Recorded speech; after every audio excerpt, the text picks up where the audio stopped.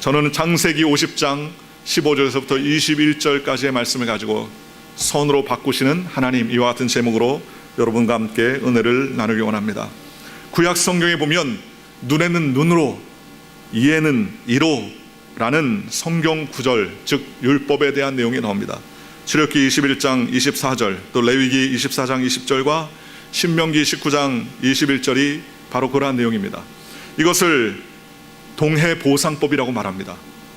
이를 다치게 했으면 다치게 하신 한 사람의 이를 똑같이 상해하고, 눈을 멀게 했거나 눈을 다치게 했으면 그 다치게 한 사람의 눈을 뽑거나 다치게 해서 똑같이 동해보상법, 즉 똑같은 해를 가하여서 그 보상을 받는다는 그 같은 내용입니다.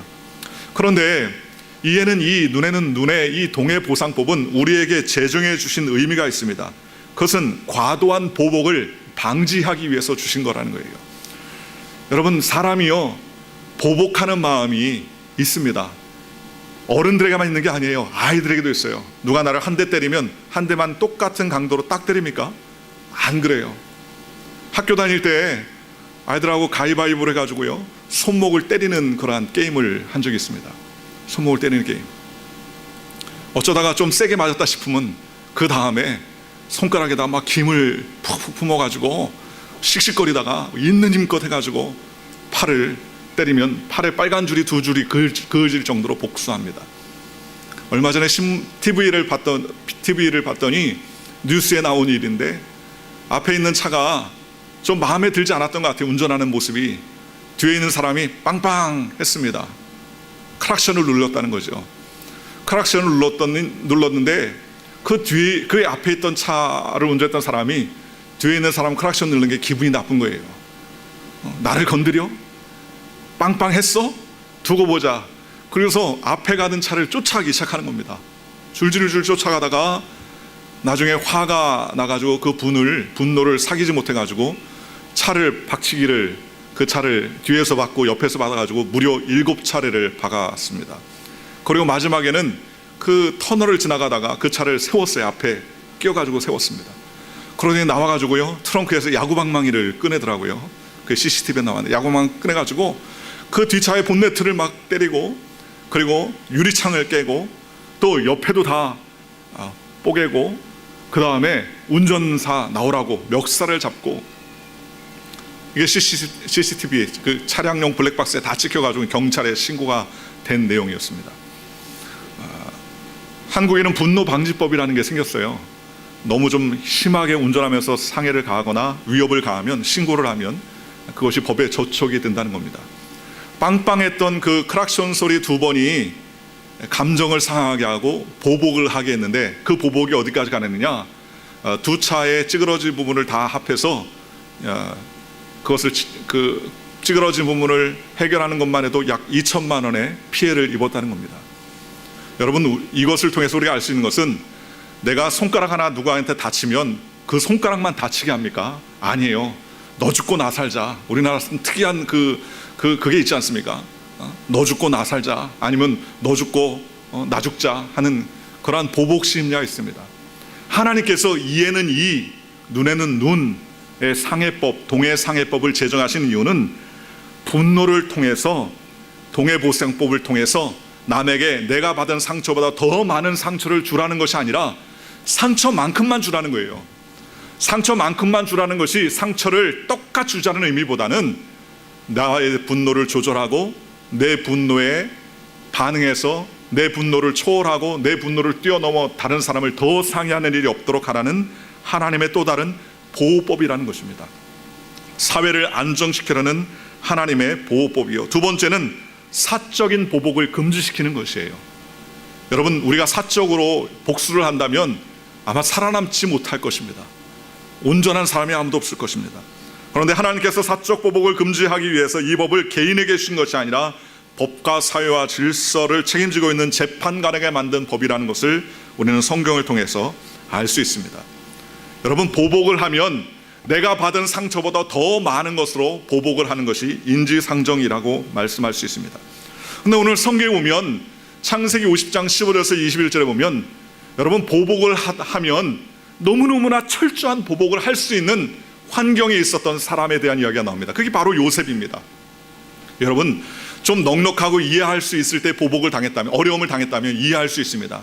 그런데 10대 나이에, 아주 10대 나이, 티네이저 나이에 11명의 형제들이 자기를 다 싸잡아서 구렁이에 빠뜨려서 죽이려고 했다가 그걸로 인하여서 이득을 보기 위해서 돈 받고 노예상에다가 팔려 나갔습니다. 그리고 거짓말을 했어요. 아버지한테는 옷을 갈기갈기 찢어가지고 피를 흘려가지고 양을 잡아서 피를 흘린 다음에 아버지의 아들, 사랑하는 아들 요셉이 어디 있는지 알 수 없는데 우리가 하다 보니까 동물에게 물린 옷자국이 있어서 가져왔는데 이게 혹시나 아버지 요셉의 옷이 아닐까요? 천연덕스럽게 거짓말을 했습니다.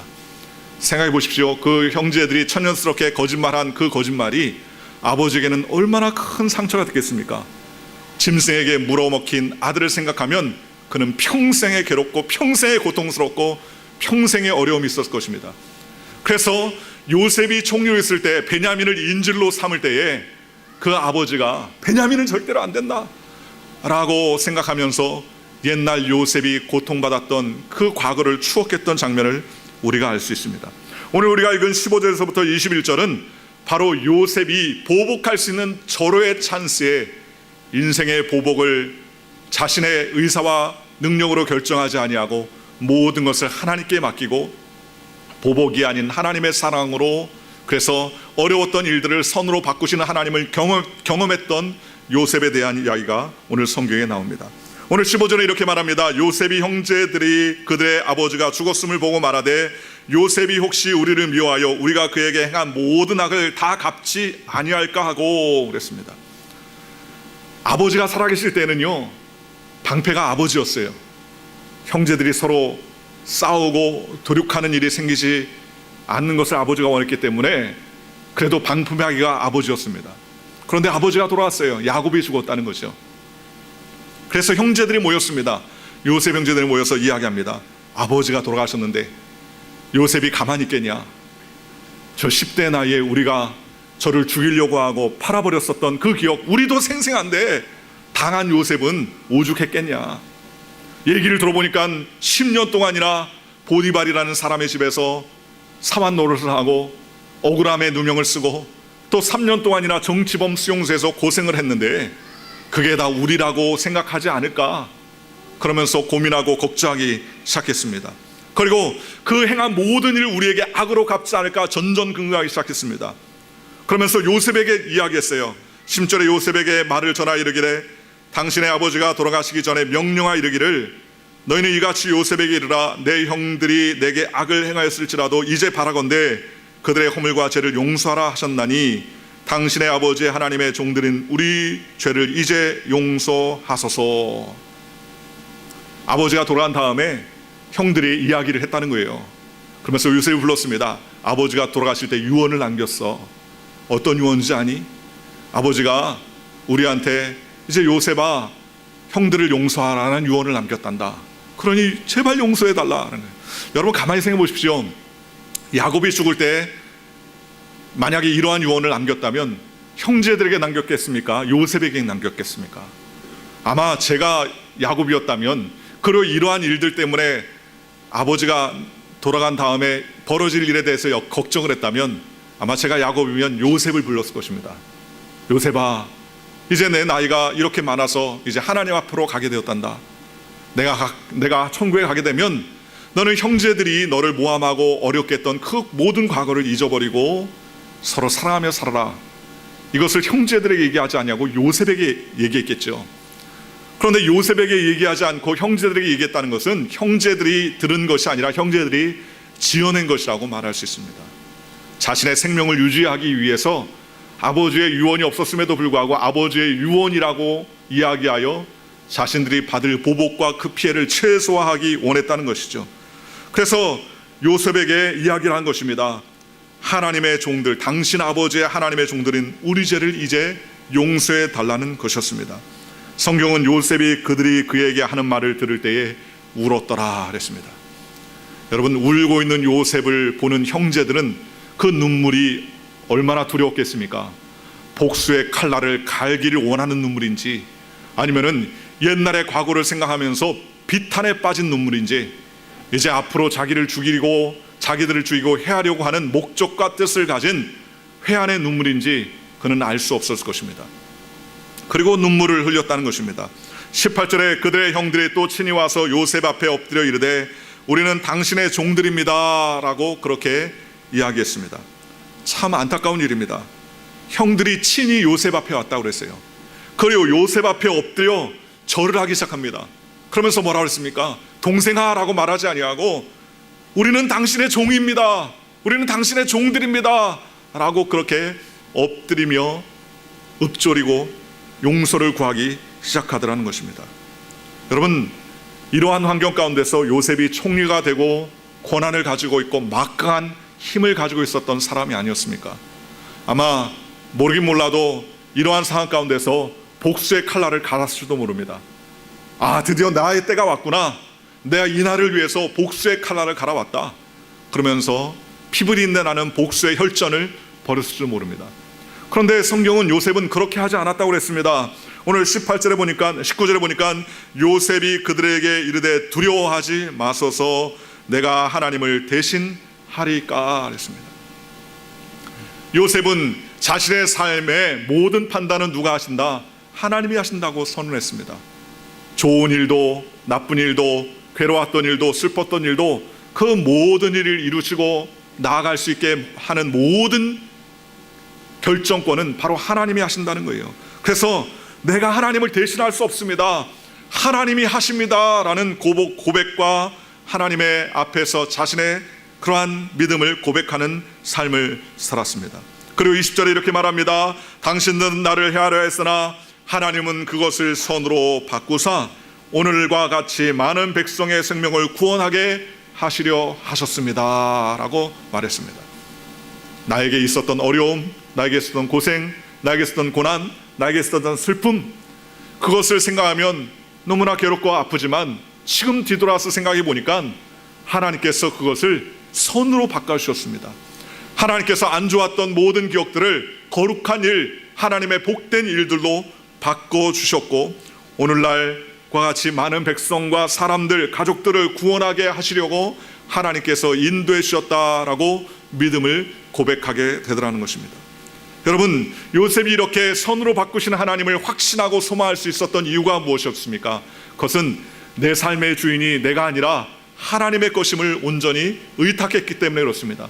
내가 했던 과거에 겪었던 경험, 내가 원치 않았던 경험들이 나에게 있어서 비탄에 빠지고 괴롭게 하고 나의 과거가 현재를 괴롭게 했던 질긴 그런 아픔이었지만 오늘 신앙 앞에서 하나님 앞에서 뒤돌아 잠잠히 생각해 보니까 그것조차도 하나님께서 선으로 바꿔주셔서 오늘 나뿐만 아니라 가족들 그리고 모든 민족들을 구원하는 도구로 사용하시는 하나님의 섭리였고 뜻이었다는 요셉의 믿음의 고백이었다는 것입니다. 오늘 사랑하는 성도 여러분, 오늘 우리는 선으로 바꾸신 하나님을 믿으며 살아가는 저와 여러분들 되시기를 주님의 이름으로 축원합니다. 다윗은 13년 동안이나 사울의 칼날을 피해서 광야에서 유리하며 도망갔었습니다. 무려 13년이었어요. 사울이 다윗을 죽여 여러 차례 중요한 순간을 맞이했었습니다. 그가 사울을 만나러 왔을 때 사울이 코앞에 있는 다윗에게 창을 던졌는데 그 창이 맞지 아니하고 문에 맞았던 기억이 있습니다. 한 번은 이러한 일이 있습니다. 다윗이 사울의 칼을 피해서 광야에 돌아다니다가 나중에 어찌할 수 없어 동굴 끝에 숨었는데 사울이 그 동굴에 들어온 거예요. 그런데 사울이 그 안에 다윗이 있다는 사실을 모르고 하루 종일 다윗을 추적하다가 지쳐가지고 낮잠을 자러 쉬러 그 동굴 안에 들어갔어요. 그리고 그 부하들이 그 밖을 지키고 있었는데 그 동굴 안에서 얼마나 좋은 꿀 같은 낮잠을 잤는지 아마 그 안에 다윗이 있었던 것도 까먹었습니다. 다윗이 그 안에 있을 때에 보니까는 왕이 낮잠을 자고 있는 거예요. 다윗과 함께했던 사람들이 다윗에게 합니다. 하나님이 사울의 생명을 취하도록 당신에게 기회를 주신 것 아닙니까? 지금 목을 치세요. 지금이 하나님께서 다윗이 왕이 되게 하시려고 하나님께서 이 기회를 주셨습니다 라고 이야기했습니다. 그러자 다윗은 그렇게 하지 않았습니다. 그리고 나중에 사울의 옷자락을 갖다가 칼로 잘랐습니다. 그리고 피신한 다음에 산꼭대기에 올라가서 왕이시여 그러면서 소리를 불렀습니다. 사울이 낮잠을 자다가 다윗의 이야기를 듣고 와들짝 놀라서 굴 밖에 나와 봤더니 자기가 추격하는 다윗이 그 산꼭대기에서 자기를 쳐다보는 거예요. 그러면서 다윗이 옷자락을 손에 들고 소리칩니다. 왕이시여, 이것이 바로 왕의 옷자락을 제가 칼로 벤 것입니다. 제가 만약에 왕을 죽이려고 했다면 이 옷자락이 아니라 제 손에는 왕의 머리가 들려 있을 것입니다. 그러나 저는 왕을 해하려는 의도가 없습니다. 왕을 처치하거나 해하려는 의도가 조금도 없습니다. 왕을 하나님께서 기름 부어 세우셨는데 어찌 제가 왕을 해할 수 있겠습니까? 라고 자신의 중심의 말을 토로하기 시작합니다. 사울은 그 이야기를 듣고 눈물을 흘립니다. 그리고 회개합니다. 그리고 떠나갑니다. 그리고 그 날이 며칠이 못 되어서 다시 복수의 마음, 불타는 그러한 마음으로 다시 다윗을 추격하는 그러한 삶을 삽니다. 여러분, 다윗이 위대한 이유는요, 자기의 위치에서 자신이 가지고 있었던 찬스와 자신이 가지고 있었던 능력을 자신의 노력과 자신의 목적을 이루기 위한 수단으로 사용하지 않았다는 것입니다. 목회를 하다 보면은요, 제가 목사이지만 간혹 잘못된 생각을 가질 때가 있습니다. 오류에 빠질 때가 있다는 거예요.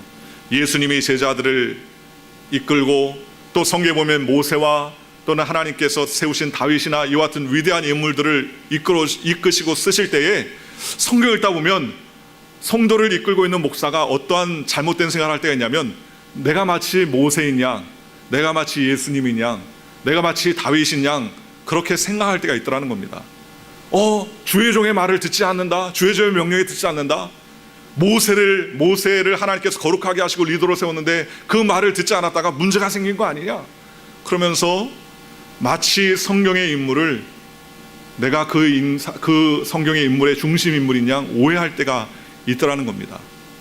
하나님은 그걸 원치 않으셔요. 하나님께서는 우리의 삶에 어떠한 환경 가운데서 하나님께서 원하시는 삶을 살기를 원하시더라는 것입니다. 오늘 요셉은 하나님 앞에 그렇게 고백했습니다. 내가 하나님을 대신하겠습니까? 그것은 내가 판관자가 아니고 내가 결론을 맺는 사람이 아니라 내가 어떠한 일을 하고 어떠한 삶을 살았다 할지라도 결론은 하나님께서 맺으신다는 사실을 기억하는 삶을 살았다는 것입니다. 오늘 요셉은 하나님의 말씀 앞에서 형제들을 위로하고 간곡한 말로 그들을 위로하였다라고 말했습니다. 21절에 당신은 두려워하지 마소서, 내가 당신들과 당신들의 자녀를 기다리이다 하고 그들을 간곡한 말로 위로하였더라 했습니다.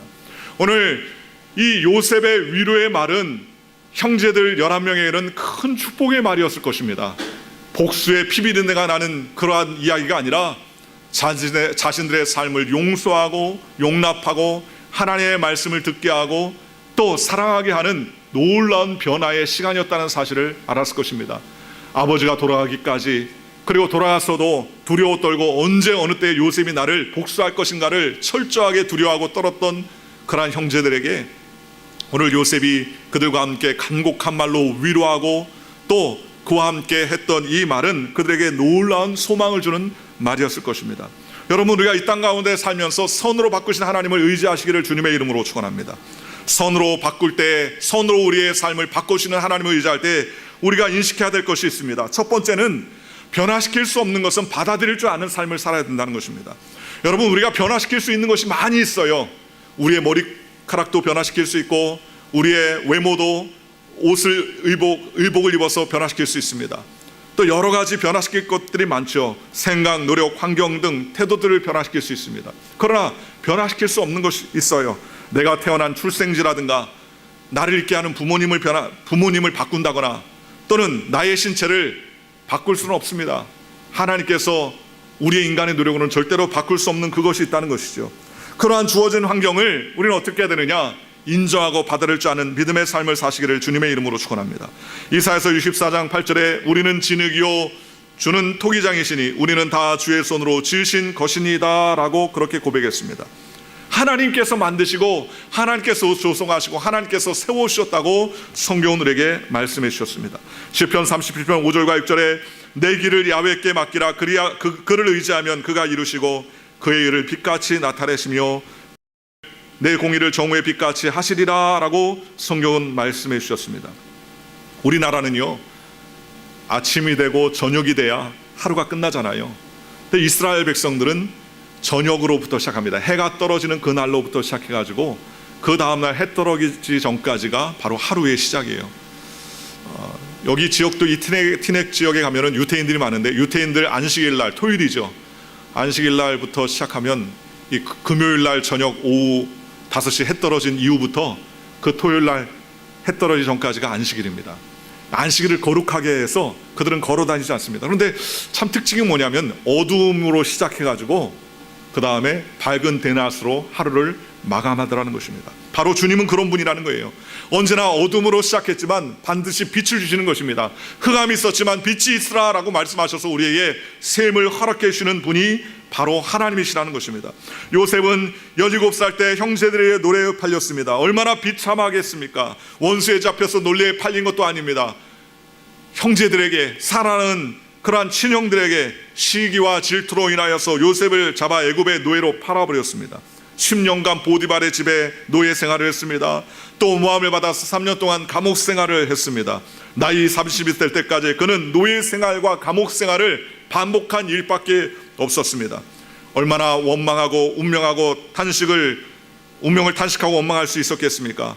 아마 이를 갈았다면 이가 다 없을 정도로 형들을 미워하고 이를 갈 수가 있었을 것입니다. 그럼에도 불구하고 하나님께서 모든 것을 함께 하시고 하나님이 모든 것을 변화시키는 분이라는 사실을 믿었기 때문에 어둠이 지나자 밝은 대낮이 왔다는 사실을 우리가 알 수 있습니다. 하나님은 처음이요 마지막이 되십니다. 시작이요 끝이 되시는 분이라는 사실을 우리는 알 수 있습니다. 당신들은 나를 헤아려 했으나 하나님은 그것을 선으로 바꾸사 오늘같이 많은 백성의 생명을 구원하게 하시려 하셨습니다 라고 고백했습니다. 하나님께서 주셨던 시작은 어둠이었습니다. 깜깜한 밤이었습니다. 그러나 하나님은 그 깜깜한 밤을 아침으로 변화시켜 버리고 만 것입니다. 오늘 저와 여러분의 삶도 마찬가지입니다. 어떠한 어려움도 하나님께서 선으로 베푸시면 놀라운 소망의 삶을 산다는 사실을 기억하시기를 주님의 이름으로 축원합니다. 그렇다면 이렇게 하기 위해서 우리가 해야 할 일은 무엇입니까? 우리는 철저하게 하나님 앞에서, 십자가 앞에서 용서하고 청산하는 삶을 사는 저와 여러분 되시기를 주님의 이름으로 축원합니다. 과거에 수고했던 모든 짐, 어려웠던 과거는요 십자가 앞에 묻어버려야 되는 거예요. 과거에 안 좋았던 기억, 과거에 괴로웠던 기억을 곱씹고 또 곱씹고 또 곱씹으면 우리에게 나올 것이 뭐냐? 쓴물밖에 없다는 거예요. 쓴물, 가슴에 쓴물밖에 없습니다. 여러분, 과거에 안 좋은 일이 없는 사람은 어디 있겠습니까? 사연 없는 비석, 사연 없는 무덤이 없다는데 여러분, 괴로운 일들이 없는 사람이 어디 있겠습니까? 그런데 우리가 이 땅 가운데 살면서 옛날에 과거에 어려웠던 일, 괴로웠던 일, 원망했던 일들을 우리의 마음 가운데 품고 또 품어서 그것을 쓴뿌리를 계속 뽑아내는 삶을 사는 것이 아니라 하나님 앞에 영광 돌리는 은혜의 삶을 살아가는 저와 여러분들 되시기를 주님의 이름으로 축원합니다. 이사야서 43장 18절에 이렇게 말합니다. 너희는 이전 일을 기억하지 말며 옛적 일을 생각하지 말라라고 말했습니다. 빌립보서 3장 13절에도 뒤의 것은 잊어버리고 앞에 있는 것을 잡으려고 표대를 향하여 나아가라 라고 성경은 우리에게 말씀하셨습니다. 시편 119편 71절에 이렇게 말합니다. 고난 당한 것이 내게 유익이라 이로 말미암아 내가 주의 율례를 배우게 되었나이다. 고난을 당했기 때문에 그 고난을 통하여서 하나님의 큰 축복을 얻을 수 있는 주님의 법을 배웠고 주님의 법을 깨닫게 되었다고 그렇게 이야기합니다. 오늘 사랑하는 성도 여러분, 선으로 바뀌신 하나님을 의지하고 과거에 안 좋았던 것은 예수의 십자가의 앞에 다 묻어버리시기를 주님의 이름으로 축원합니다.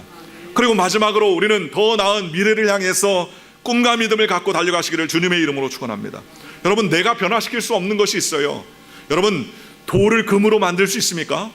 절대로 못 만들어요. 아무리 기도하고 통성기도하고 3일 기도하고 금식 기도해도 주님 돌멩이를 금으로 변화시킬 수 있는 것은 우리는 못하는 겁니다. 그러나 우리가 할 수 있는 것이 있습니다.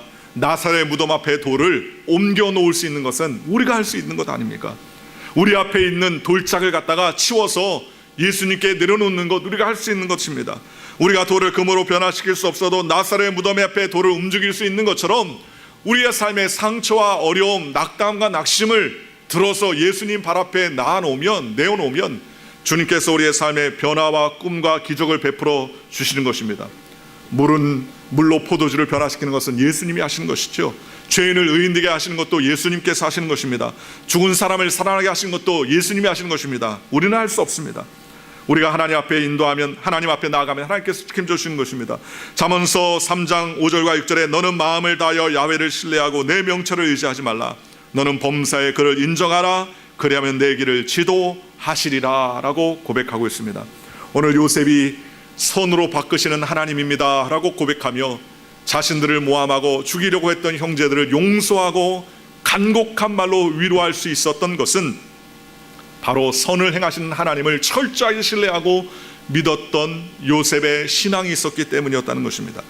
오늘 사랑하는 성도 여러분, 저와 여러분이 요셉 같은 신앙인으로 선을 바꾸시는 하나님을 의지하며 달려가는 저와 여러분 되시기를 주님의 이름으로 축원합니다. 그래서 주님께서 원하시는 삶, 주님께서 기뻐하시는 삶, 동해 보복으로 보복하고 복수하는 삶을 사는 것이 아니라 악한 일, 괴로웠던 일, 힘들었던 일을 선하게 역전시켜 주시고 변화시켜 주셔서 주님의 영광을 돌리고 내게 하나님께서 이와 같이 했던 일은 많은 사람의 생명을 구원하시려는 하나님의 뜻이었다는 사실을 인정하는 삶을 살게 되었다는 것입니다. 사랑하는 성도 여러분, 이와 같은 믿음의 삶을 살아가는 저와 여러분들 되시기를 주님의 이름으로 간절히 축원합니다. 기도하겠습니다. 좋으신 아버지 하나님 감사합니다. 하나님, 당신들은 나를 헤아려 했으나 하나님은 그것을 선으로 바꾸사 오늘과 같이 많은 생명을 구원하게 하려 하셨습니다 라고 요셉은 고백을 했습니다. 우리의 삶을 선하게 바꾸신 하나님을 의지합니다. 과거에 안 좋았던 경험, 괴로웠던 것, 지금 나에게 쓴뿌리를 내게 하는 모든 경험도 주님 앞에 내놓습니다. 주님, 이루어 주셔서 변화시켜 주시고 선으로 바꾸시는 하나님을 의지하며 살아가는 우리 모두가 되게 성령님 인도하여 주시옵소서. 주님께서 함께 하시며 예수님의 이름으로 감사하며 기도하옵나이다. 아멘.